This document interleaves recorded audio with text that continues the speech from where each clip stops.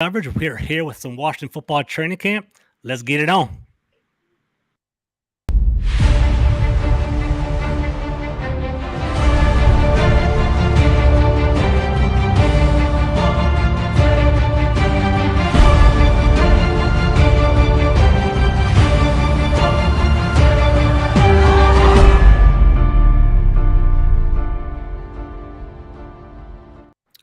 What's up, everybody? Thank you for spending this nice little Monday evening with us. I'm joined with my boy Street Scores of Rico. He has an excellent YouTube channel on YouTube, obviously. How you doing today, bro? How's everything going?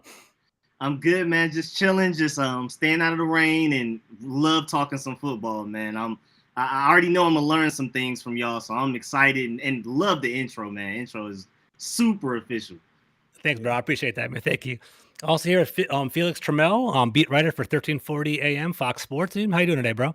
I'm good, man. Thanks for having me on. And like he said, that was a dope intro. Thank you, man. I appreciate it, man. What's going on? Cool, man. So, yeah, guys, what we're going to do today, we're going to talk some Washington football training camp. I know both of you guys are deep into it. I know Felix was at training camp recently. I know Street Scores is all about the deep details and all that. So we're definitely going to jump into it and talk about it. But guys, what I like to do every single show to kind of break the ice, to kind of loosen everybody up a little bit, I like to do a little trivia, right? And hopefully you guys are all right for it, right? And it's nothing to embarrass anybody, just for fun. It's kind of get things going. So, are you guys up for that?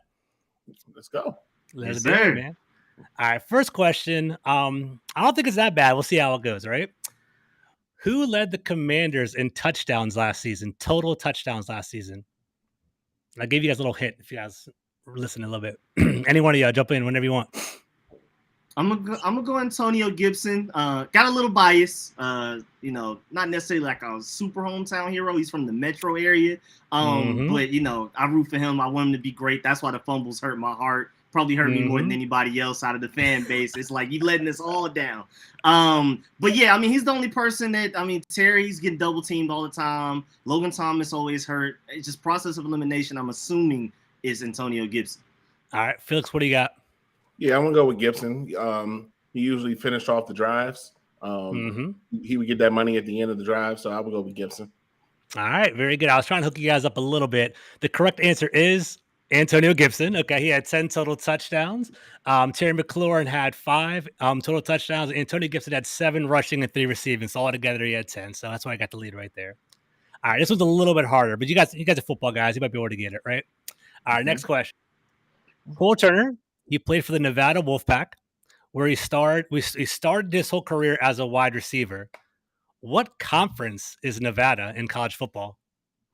I'll probably get someone wrong, to be honest with you. Someone asked me this, I wouldn't know. I'm gonna give Street Scores, but I know the answer. Oh, there you go. Good stuff. Rico, what you got, bro? I'm a straight SEC guy, so like I even get the Big 10 and Big 12 mixed up sometimes. So I'm too far gone. We get the Power Fives, but they should be West. The WAC. They should be the WAC. The Western Athletic Conference. Okay. Oh, actually, you know what? Maybe I'm wrong. When I did the research, because someone says WAC in here as well. What I got was Mountain West Conference is what I got. So I don't know. But they could have been a member of one and switched to the other. Because I didn't know if they switched or not. Because I got mine just was researching this morning. Those teams out there do switch a lot. So my automatic answer was the WAC, but Mountain West does make sense too. All right, cool. Listeners, if you got mine looking at. And Colorado State, and then you're just now you're off on a tangent. And Rico's looking at I'm an SEC kind of guy too, so I'm with it right there. Well, right. I'm going to soon be an SEC guy, so I gotta learn all y'all stuff. All right, let's talk about this one. All right, here we go. So Washington Commanders has 2 wide receivers from Ohio State, Terry Mcclure and Curtis Samuel. Who scored more touchdowns as a Buckeye? Should be Samuel, right? Terry was, he was out there, but it was more so Paris Campbell. Even the year before he came out, I would think Curtis Samuel. Yeah, I would lean Samuel. All right, interesting. So this one kind of caught me off guard a little bit, actually. So the correct answer is Terry McLaurin, believe it or not, right? Terry McLaurin walked away with 19 touchdowns. He had 75 catches for 1,251 yards in his career. Curtis Samuel was a running back for the most part, if you guys remember that, right? And he ended his career with 15 total touchdowns. So Terry McLaurin had a little bit more, so it kind of caught me off guard there too. Interesting. All right. This one, Rico kind of jumped the gun on this one a little bit, so I'm still going to ask the question. All right. Antonio Gibson played his college football at Memphis, but he was born and raised in which southern state known for Chick-fil-A and Coca-Cola? Yeah, that's a layup for him. But I did it on purpose. I wanted to make you feel good. What do you got, Rico? Got to put my answer in for Georgia. Final answer. All right, Felix, do you agree? Yeah, definitely Georgia. Right. Very good. All right, last question. We'll jump into some training camp questions. All right, Brian Robinson. Okay, he played behind 2 NFL star running backs while at Alabama. Can you name either one of them? Alvin Kamara? No, that's too long ago. No, Josh Jacobs. No, Josh Jacobs. Josh Jacobs is one. That's more recent. Okay. And one's a stud. One's a fantasy football stud right now, going in the first round. Derrick Henry. Derrick Force. Derrick Henry's too long. Too far gone. I'm trying to think. Mark Alvin Kamara. Not Alvin Kamara. Pennsylvania. Pennsylvania State. Oh, what's the name of the Steelers? Najee Harris. Najee Harris. Yeah. Najee Harris is the correct answer. Very good, man. So thanks, guys. Thank you for humoring me with the whole icebreakers. I like a little trivia to get things warmed up real quick. So, guys, it's the Washington Commanders podcast, and I respect both of your opinions. I know both of you guys go on and do the work. So, it's about 2 weeks deep into training camp, and I'm just kind of curious. Like, we'll start off with Rico. We'll start off with you, then go to Felix next. What do you guys think is like the big narrative? What's your big takeaway so far with this whole training camp in regard to everything? I'm just going to leave it open-ended. Like, what's your takeaway so far, Rico? Start off with you. Well, I'll probably save this for like what I'm more excited about. So I'll switch my answer to, I'm surprised by how good Kendall Fuller's been, right. Honestly. I mean, I think he's a solid cornerback too.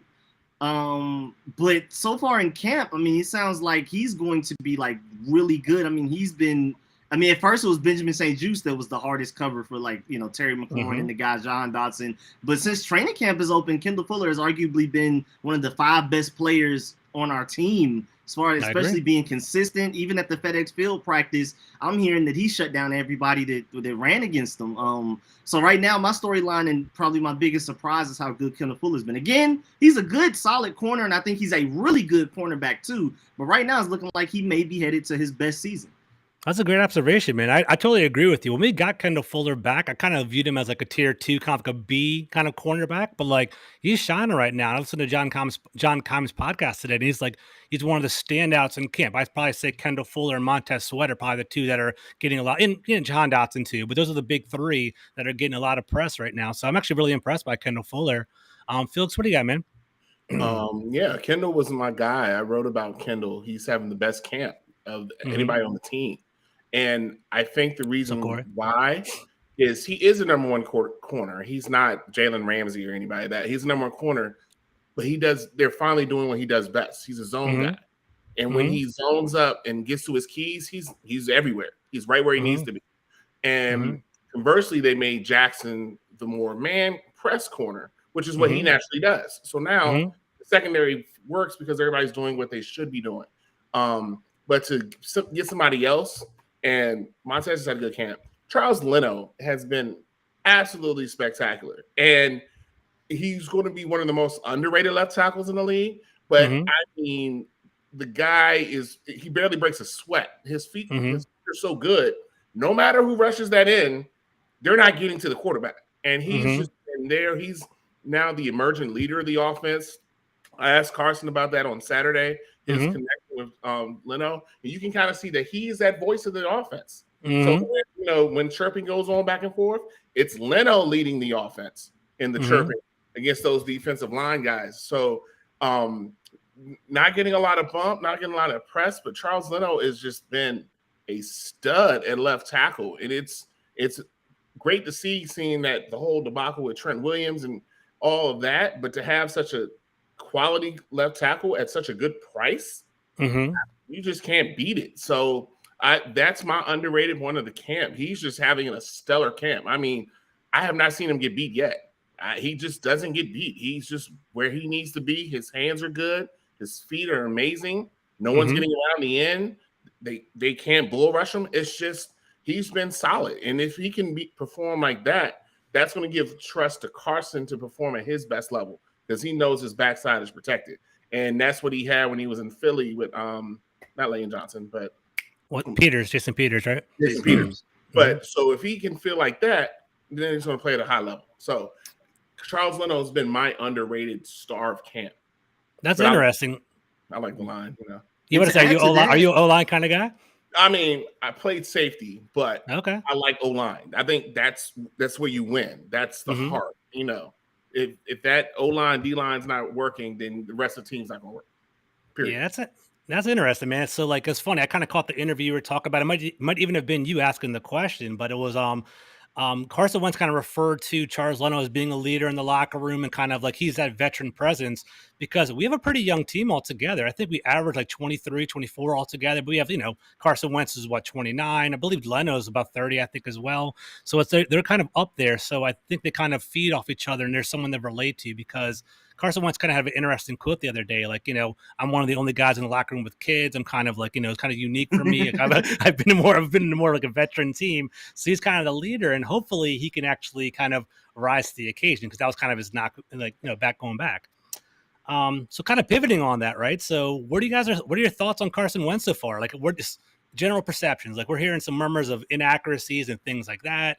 Does that bother you yet, Rico? How are you feeling about that?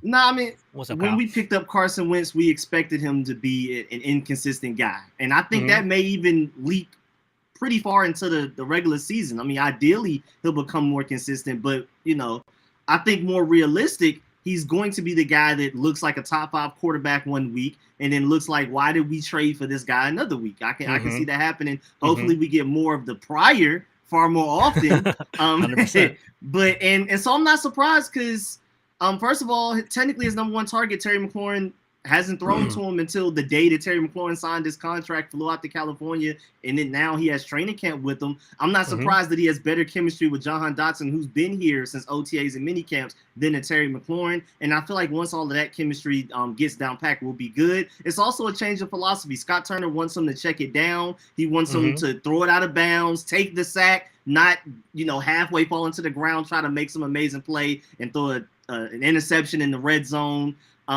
So it's a change of philosophy. It's a change of players. He's not used to having, to me, this is the best receiving group he's ever had easily in his career. And he's having to adjust to the speed. I'm hearing a lot of passes are behind him.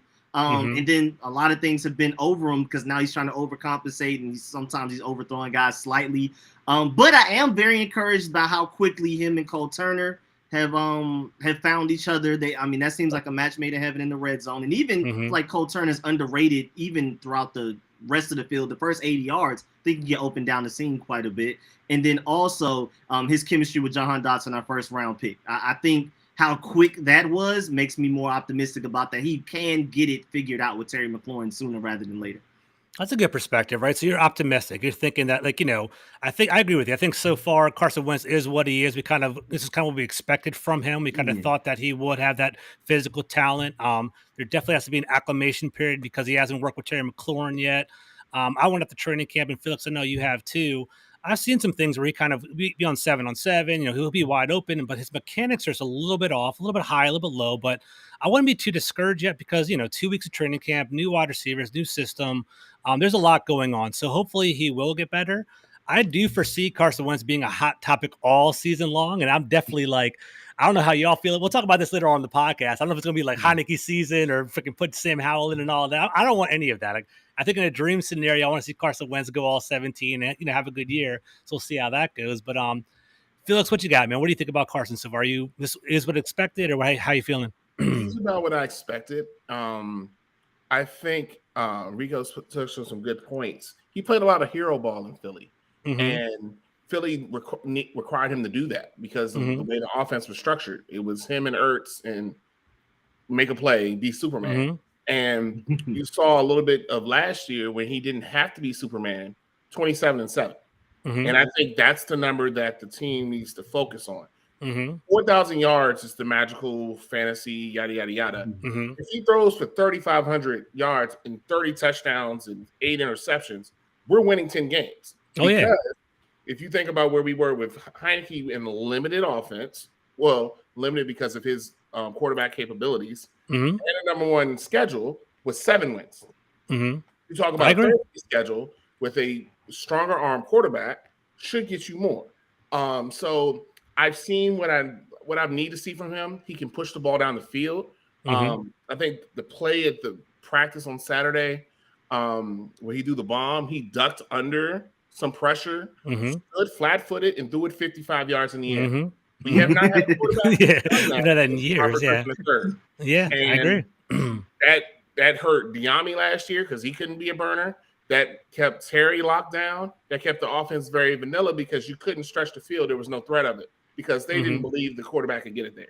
Now, just that thought, just that expectation of that he can open up a lot. And so I think it's about Scott Turner, have him do the game, and then once or twice be Carson Wentz. Once or twice make that play. You don't have to make the play all game. Once or twice make that play. And if we can get that and get somewhere around 65% completion. Yeah, I was going to ask a question in a second. That's where he needs to be. If we can get 65%, that's good because he has better receivers. It's gonna take time because these are fast receivers. You got to be on the ball with them because the top 4 can run routes amazing, and Dax is running routes crazy too. So you got to be ahead of where you think they need to be. And second, with the tight end group, he has I love the tight end group. Lots of middle work. Plus, he has lots of checkdowns. So it's going to be on him. I don't have to be the superhero. They don't need him to be the superhero. And that's what he was in Philly. If he gets out of that, he'll be fine. So that's about what I've seen from him. I know people were like, "Oh, he's been all over the place. He's been all over the place." I've seen worse. I've seen worse recently. I've seen worse. And not to burst people's bubbles, but Taylor Heineke is still high and outside. Yes. I call him high and outside Heineke because he's high and outside. And so you got those two factors. And Sam Howell has a great arm, but he's going to have a long way to learn. So, I agree. I definitely agree with that. We can talk about that. So I know I've gone on a little bit, but I think that around 65% should be his target, and they need him at 35 throws a game. If you're at those two parameters, it's more of a passing offense. Okay, cool. Okay, interesting. It's 35, and 5 or 7 of those are screens. I agree. So from the open practice, I saw some pretty positive takeaways, right? So one thing that I really liked was Carson Wentz stands in the pocket. Hopefully, there was trash around his feet. He stood there, high and present, and he just, drove into the ball. And I hope he continues that. I hope it's not like he feels comfortable at practice. He's not scared to get hit. Hopefully, actually, he's just a confident person that can do that. And from what I understand, I posted that the other day, people are saying that's who he is. He's definitely a confident person. I do agree that he does open up the playbook and open things up deep. Diami Brown comes from UNC, which is a very simplified offense in college, and they are very, run and gun, 1 and 2 reads, and he mostly ran 9s when he was at UNC. So I think he's gonna kind of have like an Aldrick Robinson kind of role, where it's going to be like he's our 4th wide receiver. It's going to be kind of like people are going to be scared of Jahan Dotson and Samuel and Mcclure, and all of a sudden Diami Brown's going to be running up the field. No one's going to be covering him, hit him deeper over the top. I'm really excited about that. So, real quick, Rico, before we pivot, your boy B-Rev in the chat. I like this question. And, Felix said 65%. So far, Carson Wentz is 62% completion for his career. Is that good enough, or do you expect more? Or do you think we should have more? What are your thoughts on that? Not even just from him. I just think it's going to naturally be higher with just like the point you just made, where it's going to be a lot of screens. He's going to probably throw to the running back even more than he normally does, and that automatically increases your completion percentage because you're throwing it to the guy basically next to you a lot of the time. But also it's just the nature of the offense. Scott Turner is going to want him to take a lot of underneath things to open up the big play down the field. So naturally, I think his completion percentage should increase. Scott Turner is really trying to preach a safer offense because, it's just too much talent. Our defense should be really good. Hopefully in a bounce back season, our run game should be very potent. And after a while, tackling Brian Robinson and Antonio Gibson has to wear you down. So it's just basically like not game manager, but just don't mess up. Just do what we ask you to do. Work within the system. Yeah, well, like you said, 1 or 2, maybe have 1 or 2 Carson Wentz plays that we need where this is on you. But for the most part, I just want him to go with the choreography that Scott Turner lays out for him, please. So speaking of Scott Turner, we'll do that before you go on to our next question. Are you guys both individually Scott Turner fans? Do you guys like him? Felix, start off with you. Well, I played against Scott Turner in high school. I didn't know that. That's funny. Small world. Yeah. So you hate him. Yeah, go ahead. But anyways, I've always had the grade of incomplete with Scott Turner because his offense has been limited by his quarterback. So he started with Haskins and had that situation that fell off, and then he had Kyle Allen, then Alex Smith, and then it was limited Alex Smith. It wasn't healthy Alex Smith, and it was Fitzpatrick. Then it was Heineke. Was Keenum involved in there? I forget. Keenum was more the Gruden guy. I don't know. Go ahead. I think Keenum was the last Gruden. Okay. And then so you haven't been able to do your full potential. So now you have a quarterback who can make all the throws, and add to that a good running back core, a good receiver core, a good tight end core. Now I can see how he's calling a game. What is he setting up? What is this play in the first quarter setting up in the fourth quarter? How is he sequencing runs? Because it used to be, I knew the formation. I knew where the run was going. It was going A gap, left side. It was it was too predictable. So I know if I could predict it, I knew the other team could predict it. So I have an incomplete grade for Scott Turner. I think the mind is there because his dad had the mind. I agree. He's insulated. He's definitely it's in there, but I just need to see it with the actual quarterback and not. Please don't take slight of Taylor Heineke. He's a good quarterback, but he is limited in the throws he can make. And there's NFL throws that Taylor Heineke can't make, so you can't call those plays. So I want to see the full repertoire of the offense. So I have an incomplete, but I do think he possesses the ability. But there's a difference between having an offense and calling plays and sequence of that offense. And I'm not sure about that. I think that's where I have the question mark over him. Can he call a game? I like that. All right. He has an interesting play design, but can he actually be logical sequence and calling the plays and setting someone up and things like that? It's gonna be interesting to see.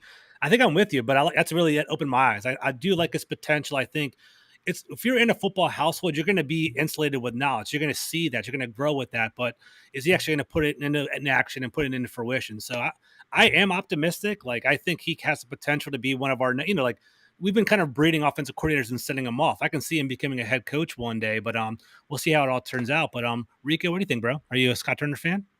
Yeah, I mean, I'm very optimistic. First of all, to add to Felix, I mean, a lot of great points. And before I really dive into Scott Turner specifically and his game plan and why I feel like I believe in him. First of all, I like the fact that he's a young coordinator. We have the, Ron Rivera, the Jack Del Rio, stick to the book, old time 80s type of football mentality guys. It's nice to have that innovative guy because that's where the league is going. All of these innovative younger coordinators are the guys that's bringing out the best in their guys. They're more relatable too, so guys want to play for them. They're more passionate. They willing to run through a wall for those guys. So I'm just really happy that we have a Scott Turner, and like y'all said already, I mean, the pedigree coming from his dad, it's somewhere in there. Also, we haven't seen an Eric Coyle offense yet. This is technically an Eric Coyle offense, but because of how limited we've been at the quarterback position, the seams, the can't go deep. I agree, man. It's just So I feel sorry for him because he's trying to make the most out of what he has. I mean, I think we've seen. I mean, I'm somewhat an incomplete grade, but I'm probably a little more optimistic than that because that last drive against the Buccaneers, longest play out of the entire NFL, the entire 10 season. drives or 10-minute drive or whatever it was. 16 plays. That was a bit huge. Yeah. Without explosive plays, you can't win in the NFL. You don't expect to put together 5, 8 plus 10-minute plus yard drives every game. That's just nobody's doing that. Not even Sean McVay. You need chunk plays. You need explosive plays. Now that not even just increased talent at the quarterback position. We didn't have a wide receiver 2 last year where Curtis Samuel hurt, and technically DeAndre Carter's your wide receiver 2. So I just feel like this is a good year to finally evaluate Scott Turner. I'm not going to already say he's a great coordinator, but but what I've seen based on the past and what he's had to work with, I'm optimistic about him being a great quarterback. And this is the year to truly see, all right, no excuses. You have your quarterback. You have a nice ensemble of weapons. This offensive line should continue to be really good. John Moscow works magic in that way. You've got your tight end. Yeah, you love throwing Carson Wentz loves throwing the bigger targets. You have like 3 or 4 of them. And then now you also have Terry McLaurin, the best receiver that Carson Wentz has ever thrown to. No excuses for any of these guys, honestly. I agree. I think there are no more excuses for Scott Turner. I think he finally has an array of weapons to kind of distribute the ball and kind of like lead the offense as well. I like what you said, and you and I are on the same page, Rico. I think Ron Rivera is a culture builder, and I think he's a program builder, and you can start to see like the demeanor of the players and the way they carry themselves and things like that. But I don't think, I don't want to be a hater or whatever, but I don't think he'll take us over the top. I think he's like there's like a what's it like the transition quarterback, like the placeholder quarterback. He's like that placeholder coach. He's like, we get him in there, he'll get us on the right foot, and then eventually we need that offensive coordinator guy, that new young talent to take us over that next level. And in a dream scenario, this is kind of something, I don't know if it's a hot take at all. Dream scenario, Ron Rivera sticks around for a little while, goes up into the front office position, and then Scott Turner becomes our head coach. I think that'd be kind of interesting. I don't know if you guys like that at all, or if it's too provocative. I think that will keep continuity and kind of keep the team together. So any thoughts on that before we move on? I think naturally, if that happens, that means Scott Turner is coaching his tail off. If he gets that type of promotion, he's coaching his tail off. So, yeah, I think ideally if Ron Rivera ends up in the front office, because I want Ron Rivera around. Like you say, he's a culture guy, but we do need a guy that's more of a strategist. And also, I mean, even now, Ron Rivera, I feel like he's the reason that we have this philosophy of where we get up on teams and now we're just playing it safe. We're up 10. Let's just try to stay up 10. No, I want him to let Scott Turner off the leash, and we're up 10, keep throwing deep bombs and try to go up 20. And then Kyle, you're right. He said bridge coach. That's exactly what I was looking for. So there's a good question that I saw in the chat. Let me actually pull it up real quick. So somebody said, there you go. Speaking of offense, right? Is Antonio Gibson fumbling his way to the bench? You knew this was going to come up, so he was going to pop up. Yes. So we'll start off with Felix. Felix, we'll start off with you, and then we'll jump in a second. And then we'll go to Rico in a second. Gibson has so much ability, but the fumbles have just they've got to stop. Friday at practice, he had 2 bad fumbles on the goal line. I mean, they were bad fumbles. I mean, one bounced off his hip. Casey Toohill called it in his face. It would have been 80 yards down the field. And the only one I see have bad handoffs is him. And the issue with him is it's going to be all those other running backs are natural running backs. They've been running backs their whole life. He's the convert. So those little things of taking a handoff, they've taken probably 10,000 handoffs in their lives. Ryan Robinson, J.D. McKissick, and Patterson, and Williams, and all those guys. He's behind the 8 ball. So he's going to have to be careful because Robinson's a stud. I like Robinson a lot. I like Robinson. And he offers everything that Gibson offers in a taller, slender body. He can catch too. So now you have McKissick who can catch the ball, and he's a weapon. And we all know and love J.D. McKissick. And we saw how the offense suffered when he was no longer on the play. All right. So you have that. So now you got to make sure that, that Gibson has to be there. He's going to get his chances. He's going to start. He's going to be the first running back in the huddle, but he's going to have to be there. And I think he broke up a little bit. So while we're getting Felix back on his feet, so shout out to Matthew, one of Rico's followers. He brought it up. He said 2021 with COVID, injuries, QB down the first game. He took all the snaps in training, and the defense was trash the first game, which is true. First place schedule, we did pretty good. Honestly, 7-10. And I looked at our last 6 years. We average about 7 to 8 to 9 wins every single year. So we're pretty solid altogether. We just got to break through. So shout out to Matthew. I see you in the chat. And, while we're waiting for Felix to come back, guys, feel free to subscribe to my channel as well. I'm definitely starting to bring this up. And, Full Press Commanders, follow me on YouTube. Definitely hit that up over there. Just to let y'all know, everybody that's here for me, he's one of the best follows on Twitter, man. Definitely subscribe to his YouTube, man. Thanks, brother. I appreciate that, man. Thank you. So, Rico, real quick, man, same question with Felix had. He'll come back in a minute.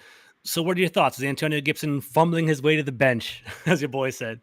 Well, first of all, I mean, Ron Rivera has shown even last year that he will bench you if you keep fumbling. And they're clearly not even that high on Jared Patterson. It seemed like at a certain point late last season, they like Jonathan Williams more than Jared Patterson. I agree with that. But they benched Antonio Gibson for Jared Patterson at a time because they were like, all right, this fumbling, there's just no excuse. And then for me, I mean, literally 30-minute drive from my house. So like I'm going to root for him the loudest, but I'm also going to be his harshest critic. And he has to stop fumbling. And then even on top of the fumbles, like with him transitioning from receiver to running back, you would think he would be more of a receiver. Like you would think we would have him out wide more. He'd be running better routes. He wouldn't be dropping passes thrown to his chest. Like you got to pick one. If you're struggling, your excuse for fumbling is because, I was a receiver for the majority of my life.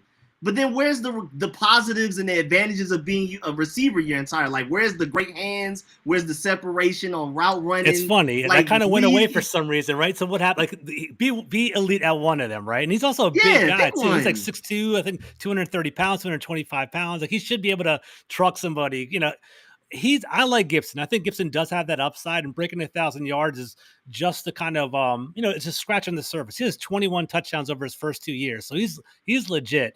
But he needs to be that bell cow back, and he needs to stop fumbling. So it was a legit question. He had 6 fumbles last year. The highest non-quarterback fumbler in the entire NFL was on our team, and it's always at a costly time too. So it's definitely a lot of those fumbles literally led to direct points. I mean, we were beating the Chargers. And then he fumbled. They scored immediately afterwards. I was at that game. Could never gain the lead back. Killed me. Yeah, I was at that game. It was awful. Yeah.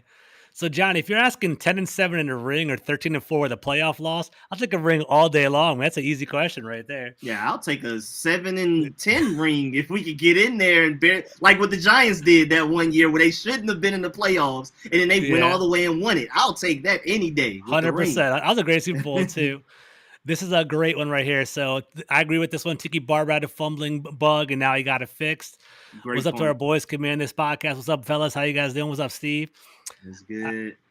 All right, so let's move on a little bit more. So we're still waiting for Felix to come back, but Rico, besides we talked about running back, talked about Carson Wentz. Is there a particular position group that you're really interested in, to be kind of keeping your eye on, that you're really excited about? Yeah, go for it. Group, and it's by far. I don't even have a close second. I mean, of course, the quarterback so interesting, position, right? Yeah, the quarterback position is the most important position in football, really in all of sports. But that tight end position, I'm so excited. And I don't want anybody to get hurt. I mean, I want our guys as healthy as possible. But I may be one of the very few people that's so happy that Armani Rodgers and Curtis Hodges are getting all of the looks that they're getting in training camp. I'm one of those Armani Rodgers could eventually be Darren Waller type of guys. I'm just I'm going to believe in it. I'm putting my name next to it. Time out for a second, Rico. So shout out to Rico. So I was driving to training camp, and basically I was listening to his 7 questions going into going into training camp. It's a YouTube clip. Check it out if you guys haven't checked it out yet. Fantastic. You talked about Armani Rodgers. You had that same thing, Darren Waller, and I think you said Chase Claypool as well, right? You said we have a variety. But go ahead, go ahead. Speak on it. I mean, hey man, I'm super passionate about it too. I just don't even know where to start. But I guess I could start with Armani Rodgers.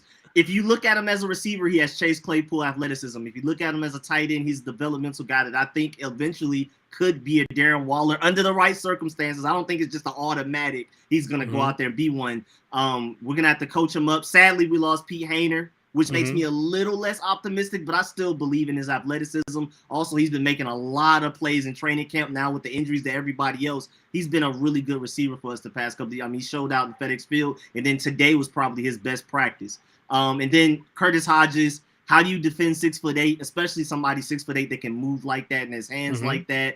And he's improving as a blocker, because that's the main thing. Like with Armani Rodgers, love his receiving ability. I don't think he has the build to really truly ever be a good blocker. He may be somewhat of like a Vernon Davis in that way. But I think Curtis Hodges and Cole Turner essentially in a way that it's like a matter of keeping your pad level low, hand placement, and you can actually be an effective blocker, at the very least stay in people's way. And then if you need a block, you have John Bates, who's already one of the better blockers in the NFL at the tight end position. And Samus Reyes, coaches always say he's our most physical blocker. Only thing he's lacking in comparison to John Bates blocking wise is a little bit of more refined technique.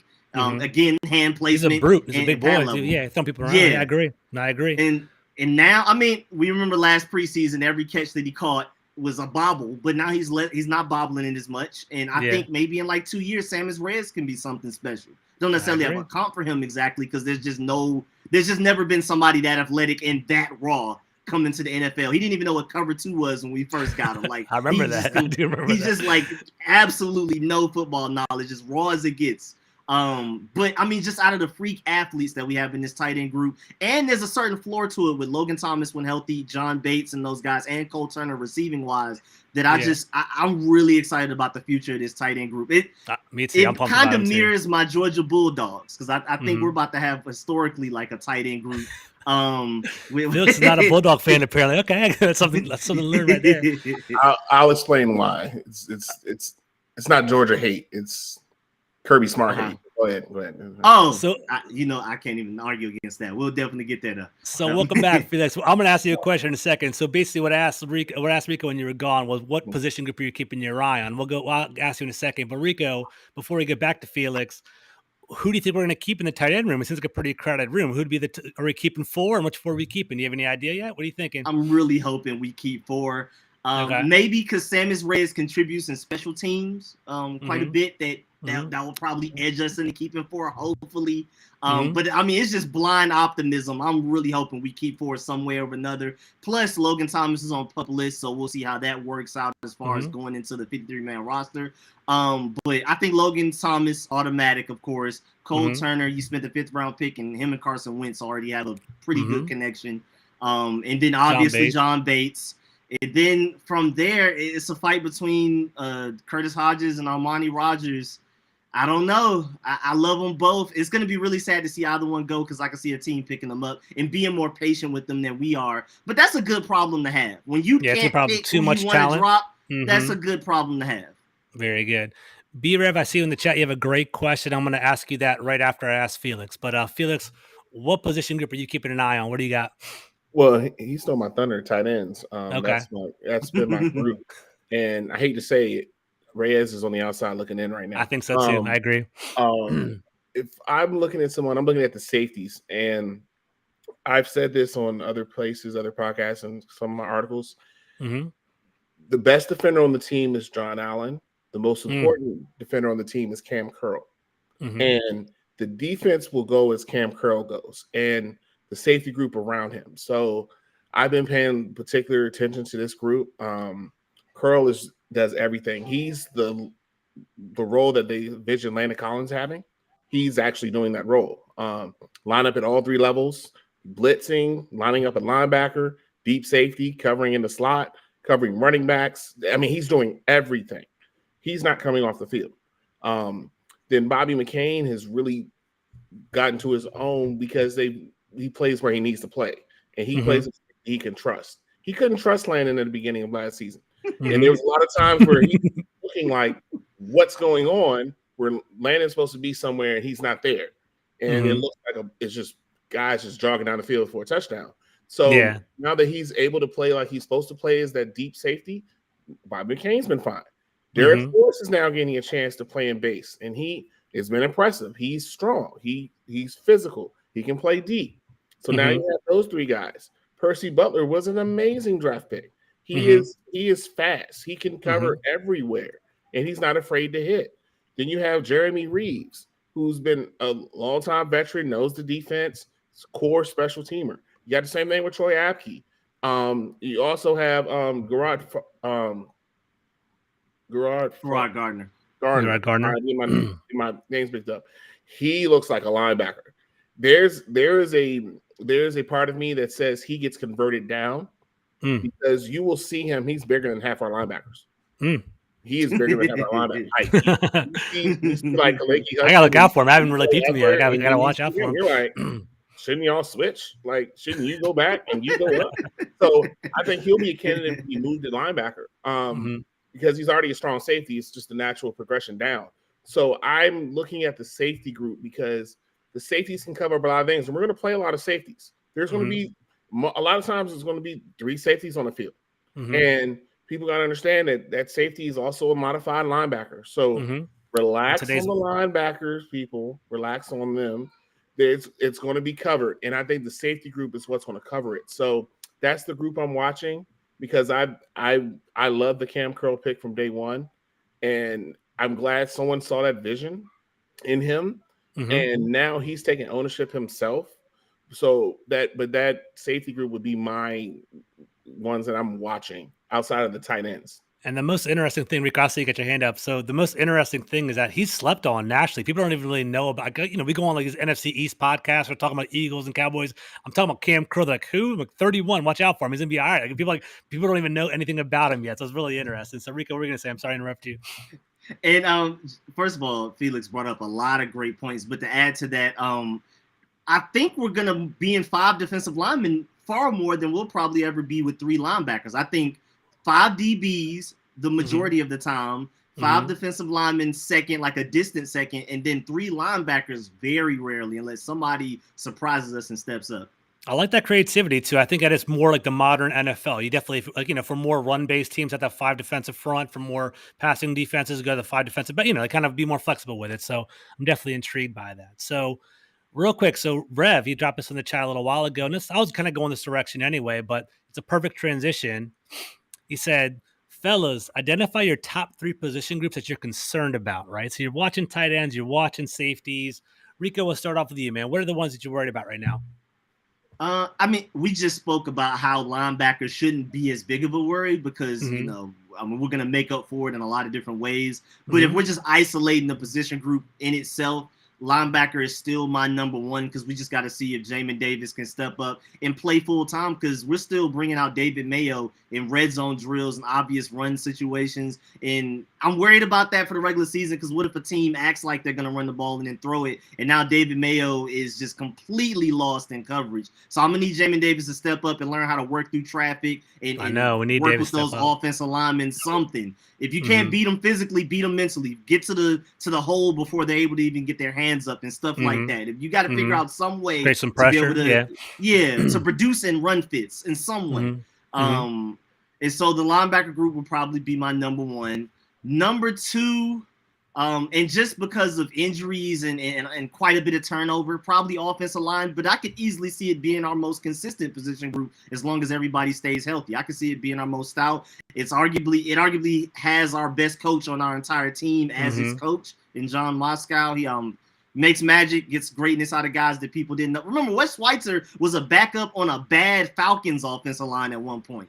And then Charles Leno, the Bears let him go. And I remember the fans being like, why did y'all pick him up? He's worth nothing. Y'all are giving him too much money. Why did y'all extend him? Yeah, exactly right. Yeah. And then to Felix's point, he's one of the most underrated players on the team. And I think John Moscow has a lot to do with that. Samuel Cosmi, we saw him as a freak athlete, but very raw. Yeah. And so I expected his run blocking to be, pretty good to come out. It's because he's an athlete. He's quick. He can be on the right tackle and just, take off and run blocking. I agree. But just move people forward. That's all we need. Right. But pass protection wise, he improved. Then when he got hurt, kind of reverted back a little bit to like off-season version of himself where he was a little raw, his feet. I think maybe he just didn't trust his body. He was still dealing with injuries even after he came back from being hurt. But Samuel Cosmi is further ahead in his development than I thought he would be. Chase Roulier is arguably a top 5 center in the NFL, very underrated, just amongst NFL people, media, fans, whatever. I agree. And I think he can make it work with Andrew Norwell and Trey Turner. We got to get Trey Turner back healthy. Exactly. And I'm worried about that. I've been hearing Andrew Norwell get bullied a little bit in training camp so far, especially by like Jonathan Allen and guys like that. But I think the offensive line will end up working out, but it's definitely a worry. Continuity issues and injury issues. And then third, tight end, again, because of injuries. I mean, I hate the default to the places that have the most injuries that we're dealing with for 2 and 3. But, I mean, it's a concern. Is Logan Thomas ever going to come back? Are we literally going to be going like 4 weeks into the season with our starting tight ends as Cole Turner and John Bates and maybe Sam is Reyes right behind them or another guy, Curtis Hodges, Armani Rogers, playing meaningful snaps as undrafted free agents? And even though I'm excited about their potential, where's their floor? So those will be my 3 so far. A little insight because I was at today's practice. So Cole Turner, I'm a little bit worried by him. Like John Keim kind of diffused it and he was like, oh, you know what? Like it's just a little hamstring issue, but soft tissues happen and I'm sure athletes have had it before. I've had it before. It's definitely lingers. So you have to let it rest and then sit a couple weeks for it to go. He was definitely ginger today. He was on the side field. He was doing imagine like track hurdles, right? There was basically like a high hurdle and a low hurdle. He would go up and down and kind of step through them with Chase Young and a couple other people. It's kind of, dynamic stretching to get it warmed up. But he looked like he was like a couple weeks away. It didn't really seem like it's going to be like tomorrow's going to practice. So that's what I'm seeing with Cole Turner. And then Logan Thomas had a huge knee brace, like a gigantic, like, reconstructive surgery knee brace on, and like he was doing some explosive stuff. He went down to the end zone, and they was doing a drill where like he had to jump up and kind of tap the goalpost and kind of get explosive movements out of it. So he's there, but I don't see him like it's going to be some time. Like it would be surprising for me if Logan Thomas was there week 1, but I guess there is 3 weeks from now, so we'll see how it goes. But I don't know. Felix, so the mic to you, man. How you feeling? So things you're worried about? First of all, shout out my boy B Rev. Like that's my guy. Like. Okay. That's from kickball, but that's another story. Okay. So my positions are the same for different reasons. Tight end, I don't feel Logan's going to play week 1, and that's not a bad thing. They have the big brace on him because they want to protect him, but he's close. But I don't think he's going to play week 1. I think they can get away with him not playing a week or 2, and just being absolutely certain for him. But Cole, I saw Cole get hurt on Friday because Cole's been my guy, and I saw him. He was trying to labor through warm-up drills, and I could see him. And I'm like, okay, he's tweaked something. And he tried to go do 11-11s, and it just got to the point where they pulled him out. So I think just that depth there, tight end. Guard, I haven't been impressed with Norvell so far, and. To be fair, he's going against Jonathan Allen, who makes a lot of people look bad. But there was one time Jonathan Allen literally picked him up and deposited him in Wentz's lap. Just literally like, here you go. Like he was a baby. He just picked him up, just put him down. And so I'm a little worried about that. Also with that, Wes can play either side, which is great. I love Wes, but he can only play one side. And if Trey Turner and Norvell is not doing good, you only got one. And then Sadiq Charles hurt himself. And I think Sadiq Charles is better fitted served at guard. So at guard, offensive guard is my concern, not center. I'm worried about guard too. Exactly. And just depth at linebacker because Cole's going to play every single snap. Damon's going to play 90 to 93% of the snaps. So if either one of them get nicked, then it's a concern. So Cole be there 100% every snap. Okay. Jamin, he's going to be out there 90 to 95% of the time. That's fine. But what happens if one of them rolls an ankle or something?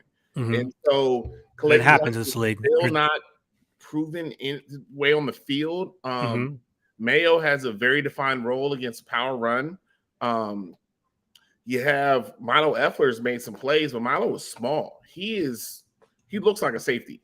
And so like, he's just small and he's raw. So it's that concern of depth behind those starting 2 linebackers that concerns me. And yes, they're going to cover with Cam Curl and Forrest and even Gardner and some of those other guys. But just those pure linebackers, you really only have one starting pure linebacker, and that's Cole Holcomb. Jamin Davis was a modified hybrid. So he's not a true linebacker. So that's my only concern if something happens to those 2. So that would be my positions of worry. But and let me just stop the rumor now. Jamin is not losing playing time to David Mayo. All right. Speaking of which, go ahead. Everyone's been saying it. He's not. Okay. It's fine. I agree. Yeah, I saw it in person too. I don't really see it that way.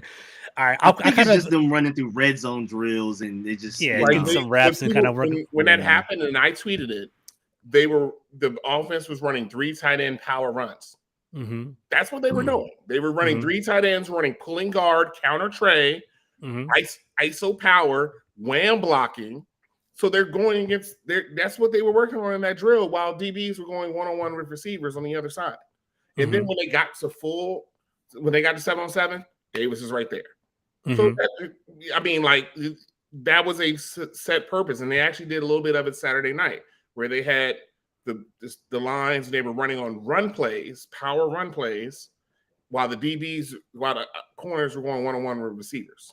So we got to understand that there's a context to everything. And the downside of tweeting everything, and you're trying to tweet it out, like I don't see this, and this, is that it made a mountain out of molehill. And I agree. And so I'm guilty of it because I tweeted it out. But I also asked the question. I was like, Ron, what's going on? And he told me he was straight up with me, so I'm going to take him at his word. And then I can see that all those other times, 52 was out there. So if he tells me and I see it, that's what I got to go with. Gotcha. All right, fellas. So yeah, I agree with that. It's a good point. Good insight right there. A couple more questions. We can start wrapping it up. So first one, what do you guys think? So what is your level of worry with Curtis Samuel kind of being in and out of the lineup and Logan Thomas being hurt? Are you worried about the offense this season, or do you think we have enough firepower still to, let's say if they miss a couple games here or there, can they still carry the weight? Rico, what do you think about that? I'm not too worried, especially these last few days when we've let Curtis Samuel just go. Pads, contact, let him run in all of the drills, 7-on-7s, 9-on-9s, 11-on-11s. He's looked good. He's taken on contact, fall into the ground, got back up like nothing happened. He looked smooth in his breaks and in his cuts and his route running and everything. So I'm not too worried. I think it's honestly, I mean, in the beginning, it sounded like they were just making it up as they went along. But now I can actually kind of see that, like, okay, they're going to allow him to go full throttle sometimes and then just take a little bit of a break. Don't worry, don't panic. And then we'll bring him back out again. And then really they're just all in for week one. They don't want to risk him getting hurt and meaningless. I mean, practice is necessary. He's a veteran. It doesn't add up in the win or loss column, so it's just no point in putting them in harm's way unnecessarily.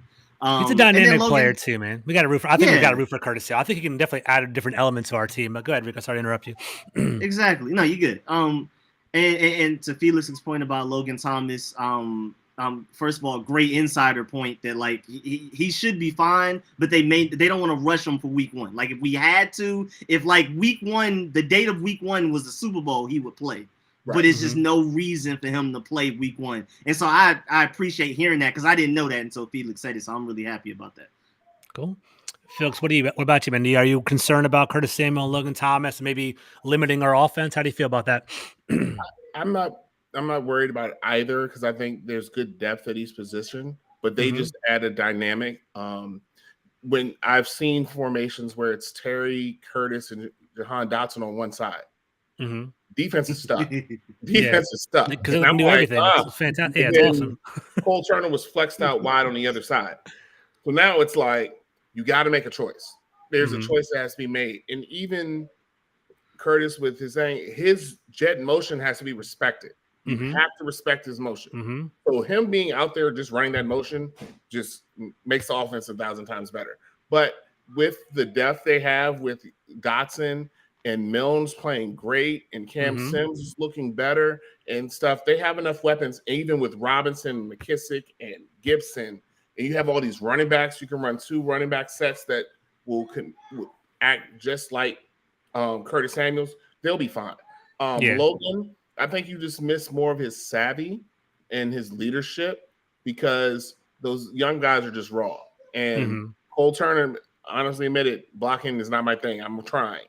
And realistically, you're not going to have him like a Gronk or somebody that's really blocking a blind side of a quarterback against a defensive end. I agree with that. He's going to chip and go. Or if he's doing a run, he's just going to turn his body and be a shield until they get by him. So he's not really going to be asked to lock up. Like he's not asked to lock up Micah Parsons coming off the edge. That's don't worry about that. That's a mismatch right there. So you got to put everybody in their time. But I think the offense will be fine. They would prefer to have them, but I think they'd be fine without them because they have enough offensive weapons. There's legit 10 weapons on that offense. That's fantastic. That's a blessing to hear coming from Washington, right? We never hear. We're more of a defensive team for years and years and years. It's great to finally hear we have a plethora of weapons. I love that, man. That's awesome. So speaking to coaches, right? So Saturday night, one coach ran onto the field. He got booed by the entire crowd, okay? Do you think, okay, you go any direction with this? I don't really care. Your world. Is that justified? Was Jack Del Rio's, like, is his performance is it boo worthy? Was it because of our schedule last year? Is it off the field dynamics? You guys can do whatever the hell you want with it. Rico, start off with you, man. What do you got? I think if you just put everything in one pot, I think at least one boo was deserving. Now, I think in the regular season, I think after we get into the regular season, leave it alone, give him another chance.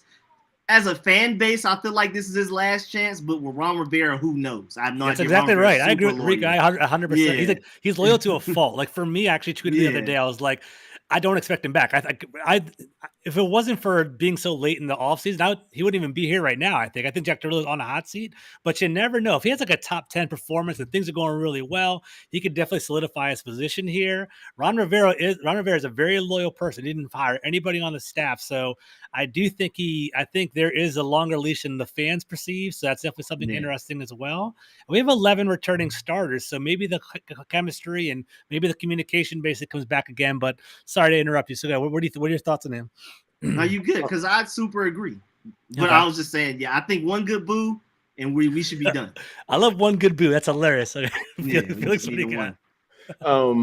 It was definitely justified on both fronts, and they're going to have to be careful with it. Now, the teams had an out for him after the season, the underperforming of the defense. That was their out.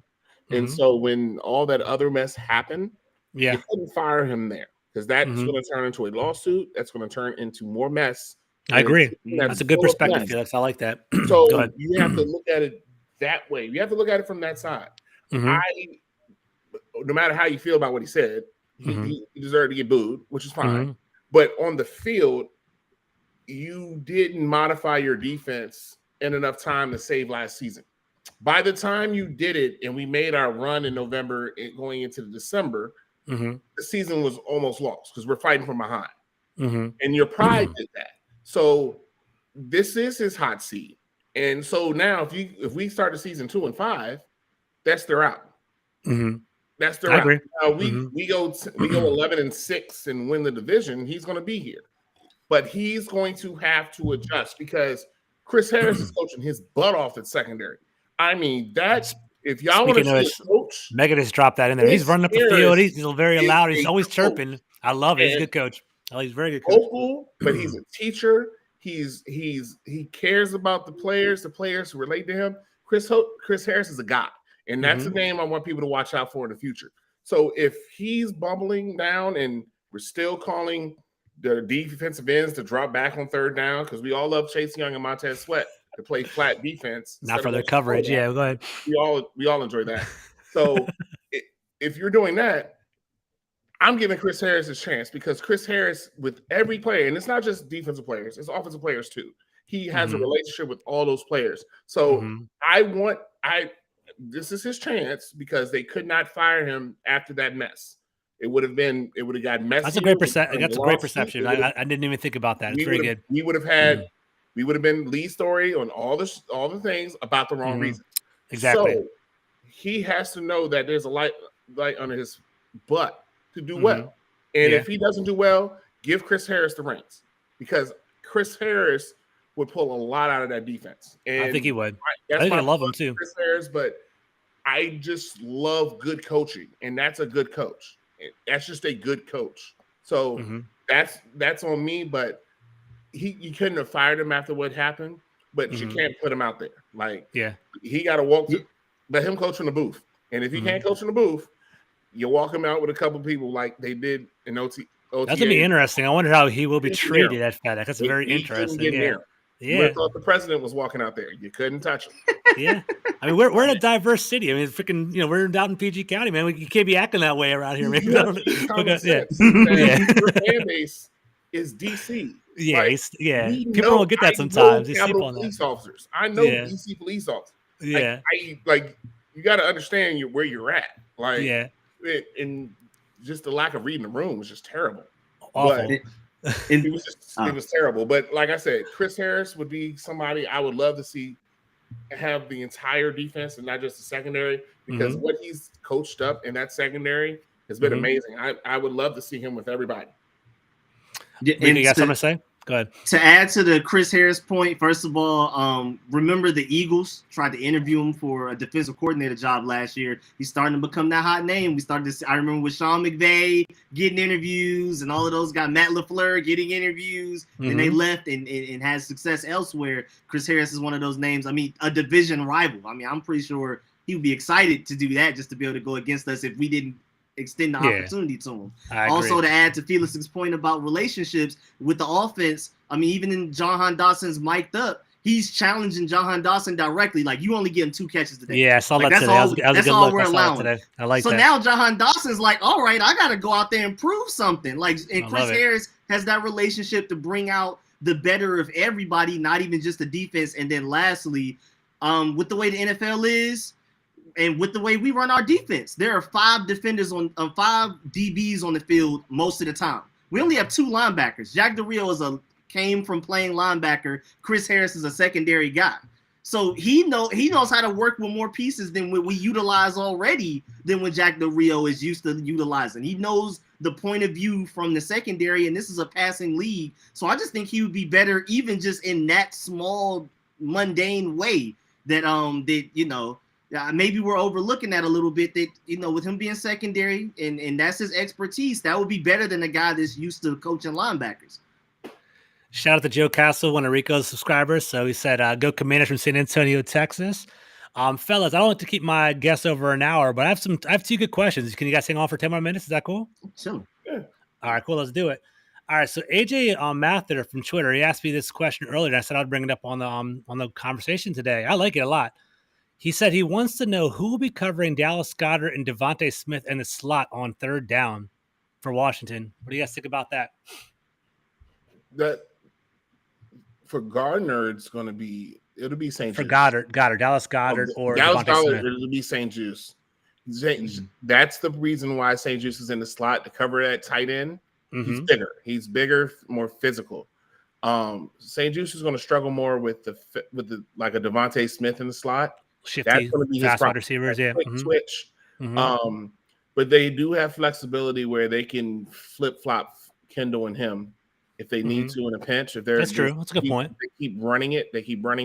But it's going to be St. Juice. And the more he's done it, the better he's gotten, because now he can trust his instincts, trust his body, because they have him there. Because even if you get beat and you're a step off, you're 6'1", 6'2", 6'3", you have arms. He's knocking down. And so I think he's learning how to do that, because in college he was so handsy, which you can be in college. It's just learning to play with chest, arms. And so it's going to be St. Juice. And we want the best for St. Juice because he has ability. He has ability. He's just got to get the confidence there. And I think Harris is working with him amazing. And the whispers out of camp is he's the one corner that's giving Jahan Dotson a little bit of trouble right now. So it's kind of interesting. This was good to hear that.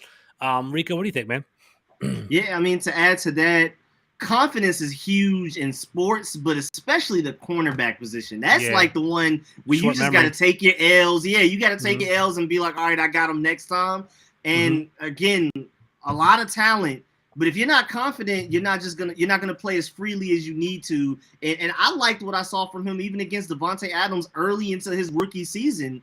He wasn't as bad as you'd expect. I mean, of course, he made a couple mistakes. Davonte Adams, got the better of him sometimes. But it wasn't even just Davonte Adams. It's the quarterback too. It's Aaron Rodgers to Davonte Adams. Probably arguably the best quarterback to wide receiver duo last season. And I feel like he held his own fairly well, especially as a rookie. And it was early into the season in his rookie season. It wasn't even like later. So I'm really excited about him. And I think, the Dallas Goederts of the world, that's our guy.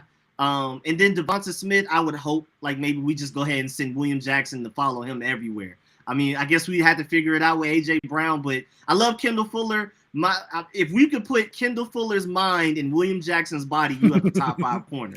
100%. Like literally, the only thing Kendall 100%. Fuller is lacking is speed. Yeah. And so I just be worried about even with as smart as Kendall Fuller is, I feel like that you can scheme Davonte Smith to get open on him. Whereas William Jackson, just cover him. Don't worry about nobody else. When in doubt, Cameron Curl, Bobby McCain might have your back in some way. And then we'll just figure out A.J. Brown afterwards. I guess that would be Kendall Fuller's job. But obviously, I think Benjamin St. Juice is clearly the man for the Dallas Goedert. Also, Cam Curl could do it. I was going to say Cam Curl. And Cam, with his size, especially if he gets flexed out when Cam Curl's down in the box, it's Cam Curl's job. And Cam can cover him as well. All right, I think he had a pass breakup on Curtis Hodges today, 6'8". I think he had a pass breakup today in practice. So when I talked to Cam last week, he said he had about 10 pounds of muscle. He was playing at 195. He's like, looks like a big boy. Looks like a big boy. So now you can see the mass on him. and he's just bigger, and so he can handle that. He can handle that role. All right, fellas. Last question by the champ _118. He says, what do you guys think about the edge pressure on the opposite side of Sweat with Chase Young for the first couple of weeks? Who do you think is going to take over that position? Are you concerned right now? How are you feeling? Rico, start off with you, man. What do you got? Well, I think our projected starter when healthy is James Smith-Williams with Chase Young gone. And I don't think it's just going to be one guy that literally takes all of Chase Young snaps. I think James Smith-Williams is going to, split it with Casey Hill, and we'll see how much if FL Body will be ready, because he has a lot of explosion. Like FL Body, he does. Like if we can nurture that a little bit, develop it, get him a little bit more technically sound, he can be somebody that's fairly explosive for us. I mean, he's one of those guys that shines, but he just disappears a lot in between plays. And so you work him into the rotation. I think we'd be just fine. I mean, granted, none of them are Chase Young, but even then, Chase Young, we still haven't seen him put together everything, like as far as technique. He has all of the athleticism in the world. There's a reason other guys are out producing him, because they have the more technical and nuanced stuff down better than he does. And so I think we'll be just fine. Plus, with the secondary improving, we may even be able to get some coverage sacks where the quarterback's holding on the ball too long. I think the defensive line is going to help the secondary. Secondary is going to help the defensive line. Sweat supposedly taking a step forward. John Allen's growing into his own. We'll see how, collectively, we'll see what happens there. Payne playing for his next contract. Exactly. He's angry right now. All right, Felix, what do you got, man? How you feeling about it? Yeah, it's going to be James Smith-Williams. Casey Hill's done well as well. They're going to play within the system, so they're going to do exactly what you need them to do. Now, are they going to go out and be Nick Bosa? No, but we don't need them to go out and be Nick Bosa. We need them to go out and be James Smith-Williams and Casey Hill. Bada's been showing well. Tony's had a flash here and there. Bradley King. So there's depth at that position. So and a lot of those guys got good snaps last year when Chase went down and Montez went down. That a lot of those guys got to play. So they had to play in meaningful games. They were playing in that stretch run. So James Smith-Williams, he's gotten a little slimmer. To me, he was bigger, and I always was like, well, maybe you slide him inside. But he's doing it, and also they're doing it by scheme, because I've seen some 3-4 looks, and I've seen Mathis at nose with Payne and Allen at 3 tech tackles with Montez, and now James Smith-Williams and Casey Hill standing up. Okay. So now you're in a 3-4 look with 2 monsters at tackle. Mathis is going to take 2. Now you're going to have to pick a poison on the side. And so you can scheme it, because they're going to see Montez on one side. They're going to shift to Montez. That means you're going to have the weakest thing over here. So that gives James Smith-Williams and that gives Casey Hill and those other guys a better shot at success. So I think just that, because they play within the system, they're going to be system players. They're not going to make the all-world play, but they're going to make the system play. And I think the system play is just what they need until Chase comes back. Gotcha. So, fellas, I kept you over an hour. I really appreciate it. And, guys, I love the chemistry today, man. That was awesome. First time us 3 collaborating together. It's some good stuff, man. We definitely got to get it back to going again. For sure. So, Rico, man, drop your social media. What are you working on these days? And kind of tell people where they can find you. Yes, sir. You can find me on YouTube, Street Scores STREET space SCORES, and you can find me on Twitter, Street Scores ATL, and working on some more content. Just trying to put out daily content. Trying to keep it going, because like I was telling George, man, you got to stay on it for that algorithm. So I'm just and then plus I'm just having fun. I'm just so happy to have football back, whether it's college, NFL, and the fact that I can be excited about my team in the NFL. Finally, like I think we actually have some real optimism, some true honest optimism around this team. So it's making content more fun. I'm not having to make stuff up. Like I'm okay. Kendall Fuller looks good this year. It's like so. And then Carson Wentz, at the very least, what I really like about him, at the very least, he's going to be fun. Now we'll see good, bad, either day. But I think every day is going to be fun because how unpredictable he is. So I'm just excited, man. Content's going to be fun. And then anytime, man, I learned a lot from like I predicted in the beginning of the video, learned a lot from Felix, learned a lot from you, George. I really appreciate it. So whenever you're ready to run it back, let me know. Let's do it, man. So Rico, definitely, I was telling him before the show, great quality content, great video edits, great film breakdowns. He's a great follow. Definitely keep that up. Felix, where can they find you, man? What are you working on? They can find me at Blessed Commander on Twitter and IG. All the stuff I write is on 1340 AM Fox Sports. Washington Rap Podcast with my boy Chad and Robbie, who's deep in his own football camp in high school, getting those boys ready on the offensive line. So just doing that stuff there. Like I said, I'm a person of the people. I'm there to report what I see.